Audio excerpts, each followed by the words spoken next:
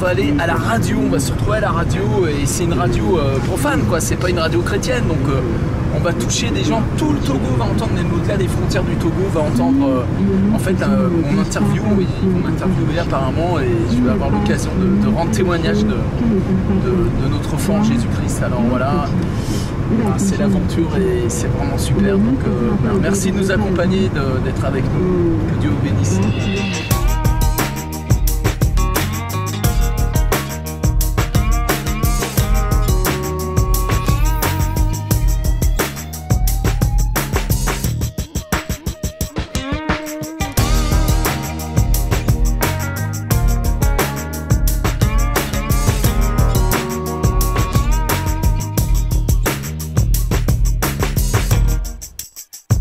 J'aimerais ouvrir la parole de Dieu dans l'épître aux Hébreux au chapitre 13 et lire un petit verset, le verset 8 qui déclare Jésus-Christ est le même hier, aujourd'hui et éternellement. Je ne sais pas ce que vous croyez. Je ne sais pas en qui vous croyez. Mais moi je crois en Jésus-Christ. Je crois au Fils du Dieu vivant. La Bible dit qu'il est venu il y a 2000 ans. Que le Fils de Dieu s'est fait chair. Et qu'il est venu mourir pour nos péchés. Je ne sais pas en quel Dieu vous croyez. Peut-être vous croyez en Jésus-Christ. Mais que signifie croire en Jésus-Christ? Peut-être pensez-vous que croire en Jésus-Christ, c'est croire qu'il est le Dieu du christianisme.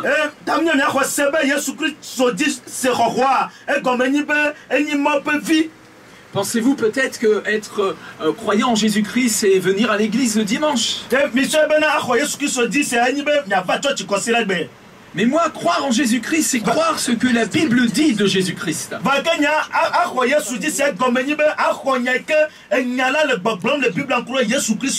Bien sûr, c'est important d'aller à l'église le dimanche. Mais croire en Jésus-Christ, c'est croire qu'il est le même hier, aujourd'hui et éternellement.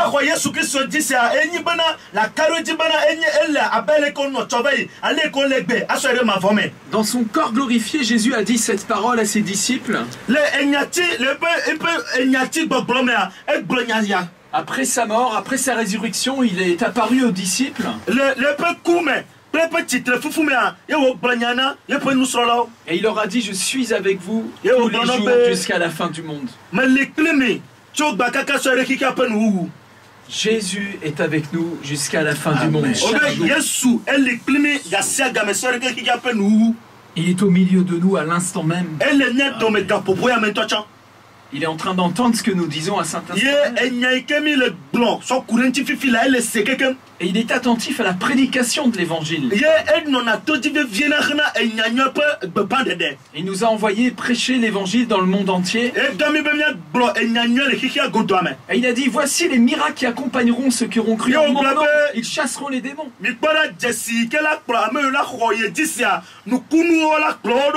Ils parleront des langues nouvelles, ils saisiront des serpents, s'ils boivent quelques breuvages mortels. Il ne fera point de mal, ils imposeront les mains aux malades, les malades seront guéris. Amen. Et d'abord, la Bible rapporte qu'après avoir entendu ces paroles de Jésus, les disciples ont reçu le baptême du Saint-Esprit et sont partis prêcher la parole.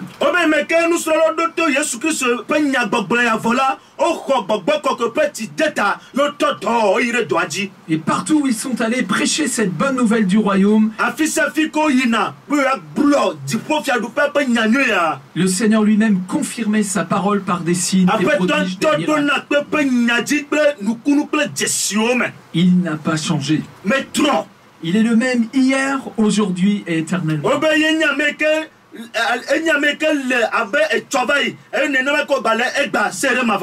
Je ne sais pas en quelle sorte de Dieu vous croyez. Mais le Dieu que je sers est vivant. Le Dieu que je sers entend nos prières. Nous étions au Pakistan au mois de mars l'année dernière. J'ai jamais vu autant de miracles. Parmi les musulmans, de nombreux aveugles étaient guéris, des paralysés, des sourds.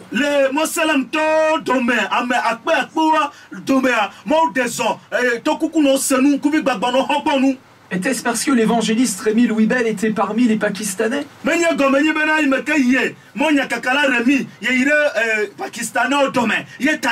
Je vais vous dire la vérité. Je ne suis qu'un simple homme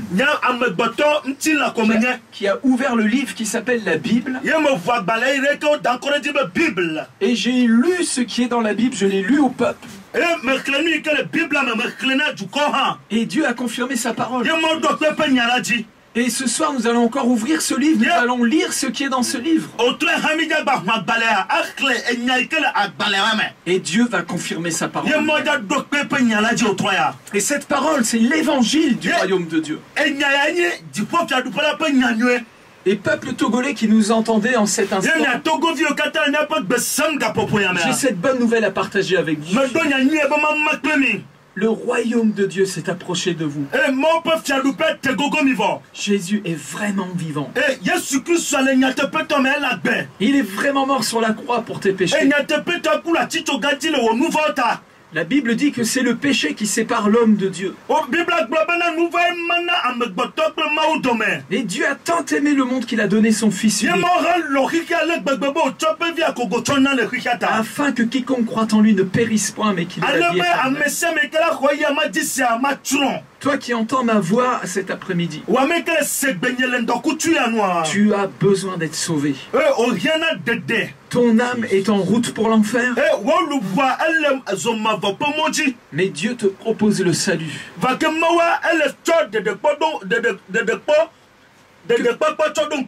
Que peux-tu payer pour être sauvé? Même si tu avais des diamants, si tu avais des millions sur toi, tout ceci ne servirait à rien devant Dieu. Peut-être tu as une religion, tu fais des bonnes œuvres. Tout ceci ne servirait à rien devant Dieu.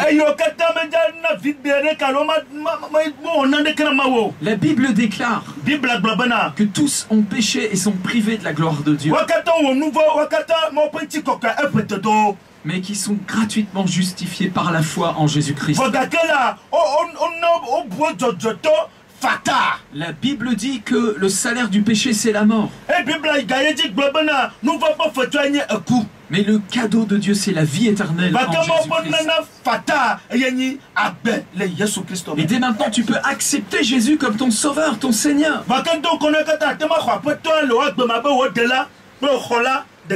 Il ne s'agit pas de l'église évangélique, il ne s'agit que de Jésus.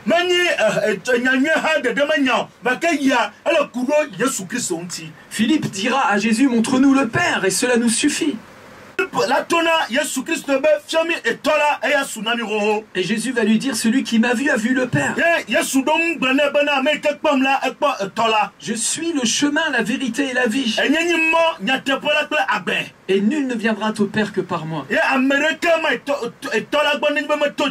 Mon frère, ma soeur, cet après-midi, je suis venu là au Togo pour te partager cet évangile extraordinaire. Dieu t'aime tellement qu'il a livré son propre fils en sacrifice à la croix pour toi. Il y a 27 ans, j'étais un drogué à l'héroïne. Il y a 27 ans, j'étais un vrai Français, athée, orgueilleux. Je ne pouvais pas croire qu'il y a un Dieu qui crée toutes ces choses. Mais quelqu'un m'a annoncé cet évangile. Quelqu'un m'a parlé de Jésus. Et j'ai entendu frapper à la porte de mon cœur. Et j'ai entrouvert à Jésus. La Bible dit quiconque invoquera le nom du Seigneur sera sauvé. Et ce fameux soir, il y a 27 ans, c'était dans une chambre à l'armée.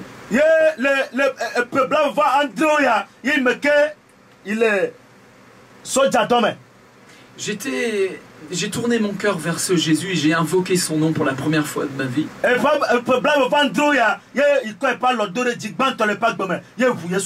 J'ai dit Jésus, si tu existes vraiment, je te demande pardon pour tout ce qui est mauvais en moi. Et au plus profond de mon être, quelque chose s'est passé. Il m'a touché. Il y avait une présence qui était là. L'amour de Dieu est venu dans ma vie.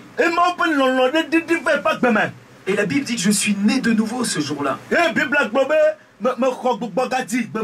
J'étais arraché de l'empire des ténèbres et transplanté. La Bible te pose cette question. Avez-vous goûté à la bonté de Dieu?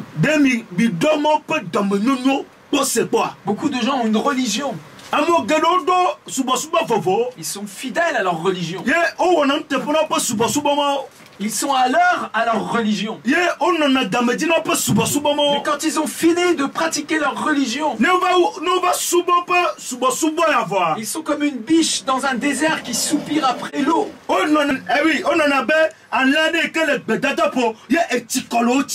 Et le psalmiste va dire: mon âme est comme une soupir après les grandes eaux, comme une biche dans le désert. Mon âme a soif de toi. Mon âme a soif de toi, Seigneur. Et quelqu'un a donné la réponse à cette soif. Un seul a donné la réponse à cette soif. Et c'est à la fin d'une fête religieuse en Israël, quand tout le peuple juif qui s'était rassemblé des nations est monté à Jérusalem pour la fête des tabernacles.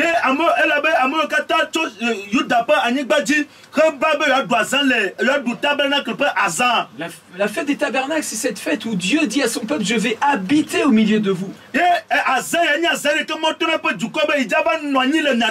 Et alors que Israël avait fini cette fête, ils étaient encore assoiffés parce que la religion n'a jamais étanché la soif d'une âme.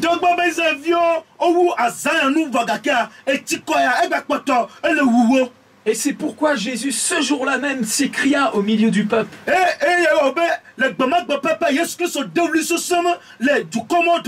si quelqu'un a soif, qu'il vienne à moi et qu'il boive. Celui qui boit à ma source n'aura plus jamais soif. C'est aussi ce qu'il dira à la femme samaritaine qui était dans les problèmes sexuels. Cette pauvre femme était à son 5e homme. Elle avait soif, son âme avait soif. Et Jésus lui a dit: si tu me demandes à moi, je vais te donner à boire de l'eau, de la source de l'eau de la vie gratuitement. Je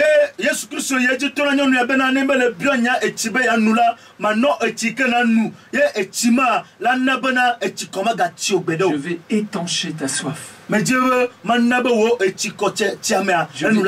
vais ouvrir une source de vie en toi.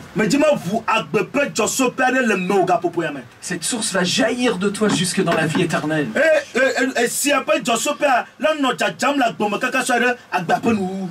Frères et sœurs, je suis de ces personnes qui ont été étanchées par Jésus-Christ.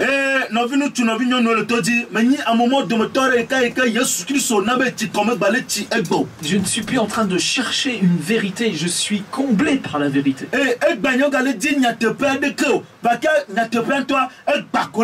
Frères et sœurs, je partage une amitié avec le Dieu Tout-Puissant.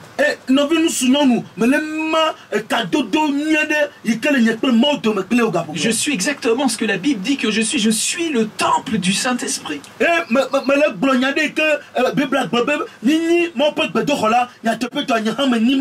Je ne sais pas quel évangile vous avez pu entendre. Peut-être vous avez entendu un évangile de religion. Un évangile de doctrine. Mais Paul lui-même dira qu'il prêchait avec une démonstration d'esprit de puissance.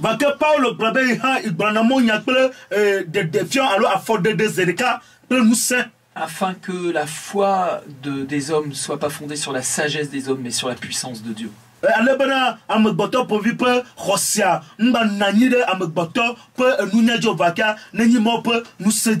Avez-vous rencontré Jésus? Avez-vous été baptisé du Saint-Esprit? Avez-vous goûté à la puissance de Dieu dans votre vie? Je veux prier pour vous. Je veux prier avec vous. Jésus a dit, si deux se mettent d'accord sur ce qu'il demande. Et là nous arrivons donc à Sport FM. On va passer donc sur l'antenne en direct.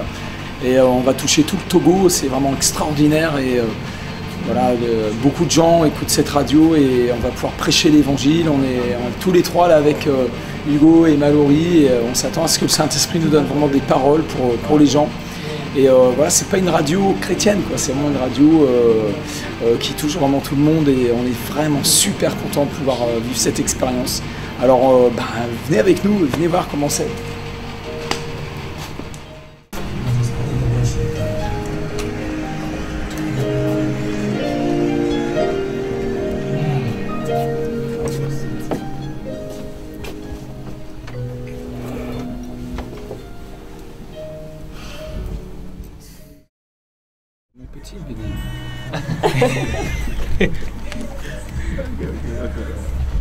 La radio Sport FM, nous vous bénissons dans le beau et précieux nom de notre Seigneur Jésus-Christ. C'est une grande joie pour nous de partager ce moment prestigieux avec vous parce que je suis convaincu d'une chose, c'est que les 1 heure de temps que nous allons passer ici, quelque chose qui ne s'était jamais produit dans votre vie auparavant va se produire ce soir. Et c'est un privilège pour vous d'être à l'écoute. Et si vous êtes branchés sur la radio Sport FM, j'aimerais vous dire de contacter tous ceux que vous connaissez qui peuvent se brancher également en ce moment sur cette chaîne parce que je sais que quelque chose de prestigieux va se produire dans votre vie et vous devez partager cela avec les autres. Donc ne soyez pas égoïstes, s'il vous plaît, partagez ça avec les autres. Et nous sommes là dans le cadre d'un programme, nous avons reçu la visite d'un homme de Dieu d'envergure internationale que le Seigneur a envoyé à travers le monde pour toucher des vies, pour pouvoir sauver des âmes. Et un homme de Dieu sur lequel Dieu a déposé son appel et il lui a donné le privilège de porter son message à travers les nations et il a fait l'honneur d'envoyer cet homme de Dieu dans ce pays aussi pour pouvoir faire son ministère. Et il est arrivé et aujourd'hui le programme a commencé, mais j'aimerais vous dire que à tous, le Togo, soyez bénis de la part du Seigneur. Amen. Jésus. Nous arrivons de la France avec un message qui vient de bien plus loin que la France, ça vient du ciel, c'est la bonne nouvelle de Jésus-Christ. Et qu'est-ce qui s'est passé avant? Eh bien, il y a 27 ans, j'étais un drogué à l'héroïne, je ne croyais pas du tout en Dieu. J'étais un vrai Français qui croyait qu'on descend du singe, il n'y avait pas de Dieu. Et j'étais même pratiquant plutôt des choses des ténèbres, sans même croire ni en Dieu ni en diable. Et on m'a annoncé l'évangile il y a 27 ans et j'ai fait cette rencontre personnelle avec Jésus qui a bouleversé ma vie. Alors après, j'ai cheminé avec Dieu. Cette passion de servir le Seigneur, comment ça s'est passé? En fait, j'ai grandi dans une famille chrétienne et j'ai toujours eu une soif en fait de connaître Dieu et j'ai eu la chance d'aller dans des conférences où il y avait vraiment l'esprit de Dieu qui était très fort et ça m'a saisi et depuis j'ai une faim, une soif de Dieu et du coup j'ai envie de servir le Seigneur. Et de la même manière que ça s'était passé pour le serviteur de Dieu, parce que tout à l'heure il a dit que dans certaines conférences l'Esprit de Dieu le saisissait, il pleurait pour la cause des âmes perdues. Comment est-ce que vous vous êtes rencontrés? Avec Rémi? Oui. Je l'ai invité pour un week-end jeune, on voulait organiser un week-end de jeunes et du coup on voulait un prédicateur en feu et on a demandé à Rémi et il était déjà pris ce week-end-là mais par la grâce de Dieu il s'est libéré et du coup il a pu venir et la connexion s'est faite comme ça en fait et je crois il y a environ 2 ans, ça doit être il y a 2 ans à peu près. Ok, que le Seigneur vous bénisse. Merci. Et la sœur Mallory, vous faites quoi dans la vie? Alors moi j'exerce un très très beau métier de ma vie, je suis sage-femme. C'est-à-dire que j'aide des femmes à faire l'un des plus beaux miracles que Dieu nous a donné, qui est le miracle de la vie. Alléluia. Et depuis 2 ans, Dieu m'a tellement bénie dans mon travail que j'ai eu l'opportunité de devenir formatrice. C'est-à-dire que maintenant, je forme même les futures sages-femmes. Et donc, j'éprouve beaucoup de plaisir à préparer des cours, à découvrir combien le corps humain est formidablement bien prévu par Dieu et à transmettre à mes étudiantes combien Dieu est un merveilleux créateur et rien, absolument rien n'est dû au hasard dans sa création. Tout est parfait. Alors que le Seigneur vous bénisse également. Vous êtes mariée? Non plus. Ok, d'accord. Alors, d'où vient cette passion pour servir le Seigneur? Je me rappelle tout à l'heure, l'homme de Dieu disait à l'église que, étant donné que les métiers, les fonctions sont parallèles, le Seigneur est en train de faire de vous une sage-femme spirituelle, c'est-à-dire ce talent que vous avez de sage-femme également pour pouvoir enfanter dans le monde spirituel. Alors vous êtes également cet instrument dont Dieu va se servir également pour enfanter ou bien aider les gens à enfanter des âmes en esprit. Et je crois que vous êtes une grande bénédiction pour cette nation du moment où vous êtes là, accompagné de Dieu. Oui. Donc, nous vous rappelons que ce programme, tout se passe. L'homme de